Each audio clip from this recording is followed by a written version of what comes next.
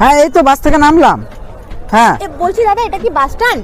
না না, এটা তো বিমানবন্দর। দেখতে পাচ্ছেন না, এরোপ্লেন গুলো দাঁড়িয়ে আছে। যত সব কালকানা। আজ স্যার আমায় কোয়েশ্চেন করেছিল ব্যাকরণ কাকে বলে। আমি তখন বললাম স্যার আমি লাস্টে একটুখানি পারবো। স্যার বললো নাকি ঠিক আছে ওইটাই বল। আমি তখন বললাম তাকে ব্যাকরণ বলে।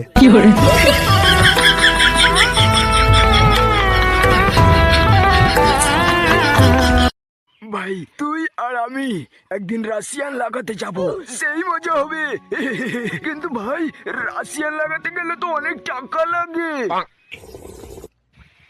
তোর একটা বিচি বিক্রি করে দে। ওরে বোকাচোদা, কি আরামি চোদা বন্ধু রে। এবার আছে কালো চেরা চুলে চুরি মালা দিয়ে মোবাইলে বাড়ি ভাঙা দিয়ে বাদাম, মোবাইলে বাড়িগুলো 5 টাকা দাম। বলো বাবু কি চাই, বাদাম খাবে? এখানে কি আছে বড়া? এই যে বাবু বাদাম বিক্রি করছি। বড়া, বাদাম বিক্রি করার জায়গা মান না?